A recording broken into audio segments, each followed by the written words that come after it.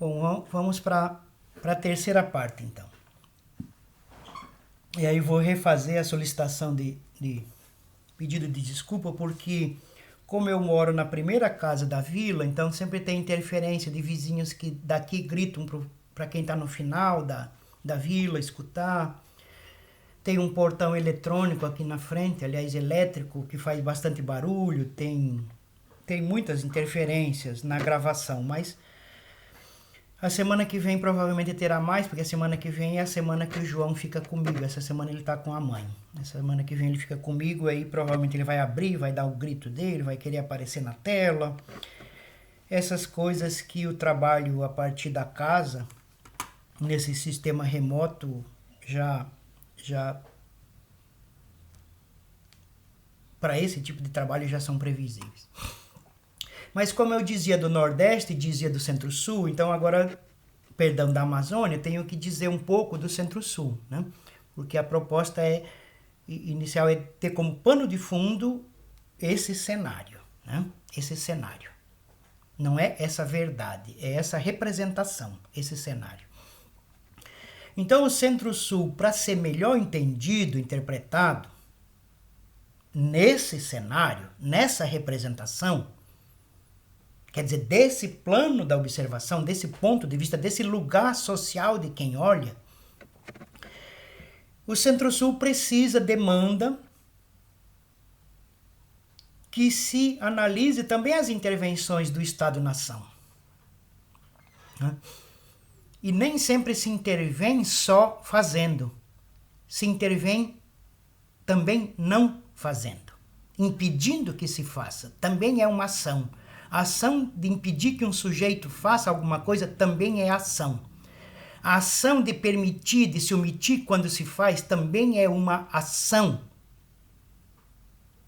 Como diria alguém meio esperto, diria assim, é culpado porque fez, é culpado porque não fez, e é culpado porque ajudou a fazer, mesmo não sujando as mãos.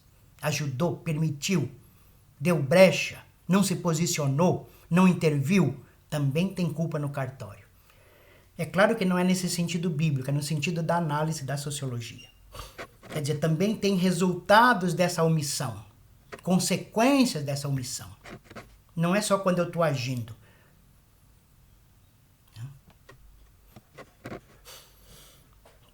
Então, dessa intervenção, muitas vezes, do Estado, que possibilitou uma ocupação distinta no Centro-Sul do que foi no Nordeste. Por isso que o Centro-Sul não começa com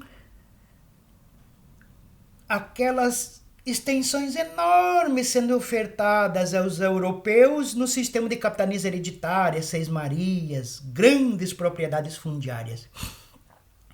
Em grande medida, essa ação camponesa da presença do Estado, porque já existia ação camponesa antes, não esquecer disso.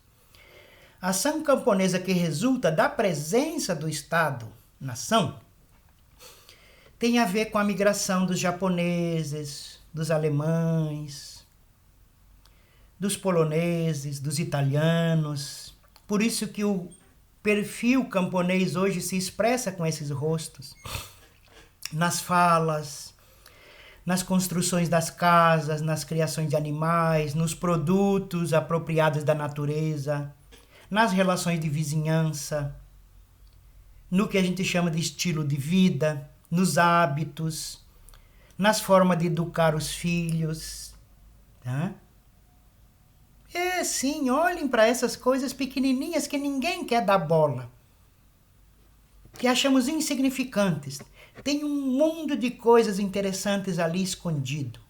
Escondido não no sentido bíblico, quer dizer, a ser observado com cuidado.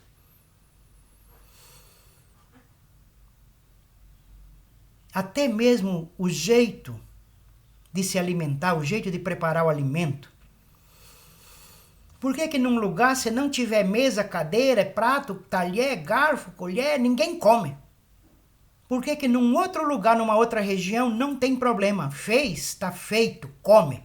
dentro de uma bacia, dentro de uma gamela, em cima de um pano, de um pedaço de plástico, coloca, cada um pega o seu, não tem problema. Não morre ninguém por isso. Mas no outro local dá a impressão que morre. Por que a gente diz, o jeito de educar, o jeito certo de educar os filhos é lá da minha terra? Porque a gente é incapaz de reconhecer que o outro jeito também é certo. Nesse sentido bíblico do certo. Porque não é acadêmico esse sentido do certo, é isso, certo é aquilo. Isso não tem nada a ver com a academia, isso tem a ver com a Bíblia. O certo é casar assim, o certo é batizar assim, o certo é comer assim, o certo é transar assim. Me perdoem, a palavra certa é transar, quer dizer, manter relações sexuais. Soa mais civilizado. Assim como soa, teve filho. O certo, nesse sentido, seria parir, pariu. Porque pariu vale para todos os animais. E os seres humanos são animais. Se diferencia, e acredita ele, ser humano, que se diferencia, porque ele atribui a si mesmo um grau de racionalidade superior. Quando eu olho para a minha racionalidade, eu não sei se de fato é tão superior assim. Não estou dizendo a de vocês, estou dizendo a minha. Não preciso falar do que eu não conheço. Tenho a obrigação de falar com alguma segurança daquilo que eu imagino conhecer. Posso até não conhecer tanto assim, mas fico só nessas que eu imagino que conheço. Então a chegada desses grupos estrangeiros vão redesenhando aquele campesinato, que era um campesinato que já existia. Professor, mas quer dizer então que já existia um campesinato? Sim, antes da chegada dos portugueses, dos italianos, dos alemães, dos japoneses, dos poloneses, claro que existia. Senão, como que eles iam produzir o charque de carne de gado que foi enviado, que era enviado todos os dias, todas as semanas, todos os meses em caravana para abastecer a região dos garimpos em Minas, na Bahia? A maioria saía de lá de baixo, Rio Grande do Sul, Santa Catarina.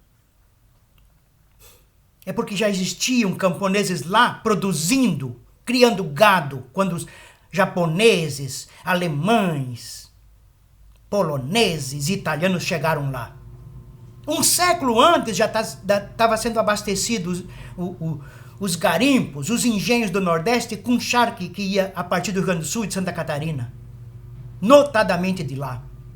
Então tinham vias de circulação de pessoas, de circulação de mercadorias, estradinhas que passavam por dentro de rio, na mata. Tinha que construir algum tipo de embarcação para poder passar a tropa na água. Tinha, necessariamente tinha. Não passava voando.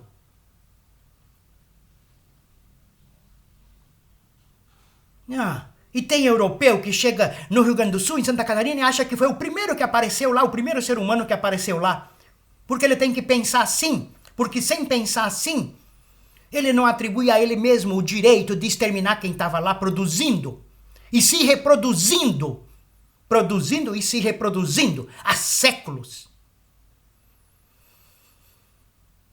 Há séculos. Dezenas, centenas, milhares de anos. Garantindo a sua produção e reprodução, porque já existia e estava lá, e porque antes de chegar o primeiro japonês por lá, o primeiro italiano por lá, o primeiro alemão, o primeiro polonês por lá, antes e muito antes, séculos antes, já forneciam a carne, o charque, com aquela carne que estende no varal, que deixa ali curar dentro de gamelas, dentro de recipientes, 2, 3, 5, às vezes até semana, dependendo para onde vai ser transportado, deixa mais tempo. Quando tira para colocar no varal, feito em geral com imbira ou com cordas, com madeiras finas, e ele seca, fica branco, dá para bater de um lado e do outro e cai quase 1 quilo de sal de cada manta de carne que estava esticada no varal. Pois eram reunidas depois de desidratadas e levadas comitivas, em caravanas até os garimpos, até os engenhos para serem vendidas. Não é por acaso que no Centro-Sul tem uma grande região que se chama região das charqueadas. Charqueadas. Quem assiste aquele filme que concorreu ao Oscar, se não me engano, de filme estrangeiro, que retrata um pouco a Revolução Farroupilha, ou a Guerra dos Farrapos, o Quatrilho, que é um outro. Quem lê O Tempo e o Vento e o Tempo, eu não lembro direito o nome, se eu lembrar eu digo, se eu não lembrar eu peço desculpa e passo adiante, percebe um pouco esse movimento, o resultado desse movimento. Então esses camponeses, pequenos camponeses, vão se acomodando ali no interior do território, esses que vêm da Europa, ou comprando uma posse de alguém, ou recebendo uma posse como doação do Estado. E disso vai resultar um outro rosto, um outro perfil para esse campesinato, que vai migrando de um rosto preponderantemente indígena para um rosto mais misturado, não é a palavra mais adequada, mas é a que eu encontro agora para dizer um pouco disso. Tenho clareza que não é a mais adequada. Então esse rosto vai se constituindo numa outra direção. E cada vez mais se constitui numa outra direção. E quando ele migra para a Amazônia, ele não migra com essa pureza que eu imagino. Só porque a minha família sempre foi descendente de italianos. Ela já é, querendo eu ou não, fruto dessa mistura. É claro que eu não vou tratar disso e nem isso é o objeto da disciplina, dessa nossa atividade, mas a Dayana dos Santos, uma atleta negra com uma carreira brilhante, que até mesmo carimbou um salto, que só ela foi capaz... Perdão, só ela não, ela foi a primeira a ser capaz de fazer aquele salto, de pensar e executar a ação, a manobra estética. Batizou, talvez até hoje, o mais lindo deles, da acrobacia, com o seu nome. E como ela estava fragilizada num certo momento da vida, acometida de alguma doença, aproveitou o evento para fazer um exame de sangue, coletar o sangue, coletar provavelmente alguns outros produtos do seu corpo, né? Insumos, desse da física, da química, eu me perco tudo, sempre quando eu vou falar, me perco nisso. E precisou ir para o DNA, fazer essa sequência genética, essas coisas assim, diz assim, da árvore da pessoa, né? A árvore genealógica. Menina, tinha mais branco, claro que eu estou exagerando, tinha mais branco do que negro na sua trajetória. Eu ainda não fiz a minha, não precisei.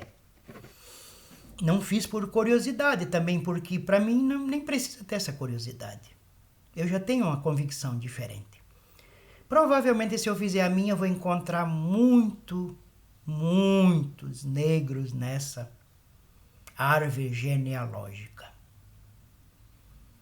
Porque aí no meio tem avô, bisavô, tataravô, e aí eu brinco com a turma reganha-avô, escancha-avô. Assim como tem pai, filho, neto, bisneto, tataraneto, reganha-neto, escancha-neto.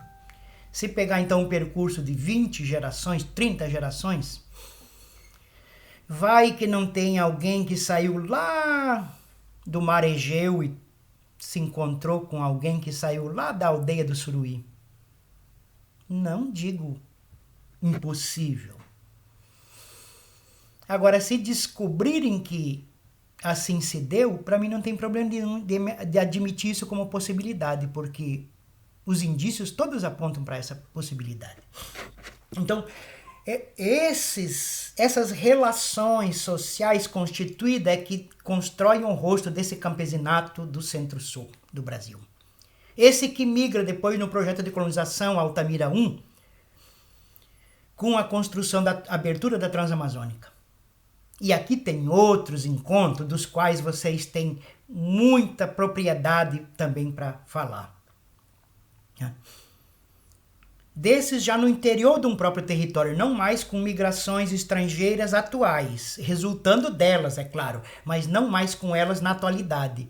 Mas essa migração do encontro de quem veio do Nordeste, do Cearazinho, lá de Uruburetama, de Umirim, e quem veio lá do interior de Santa Catarina, ou de Caiçara, ou de Blumenau, ou lá de Tenente Portela, como foi o caso da minha família.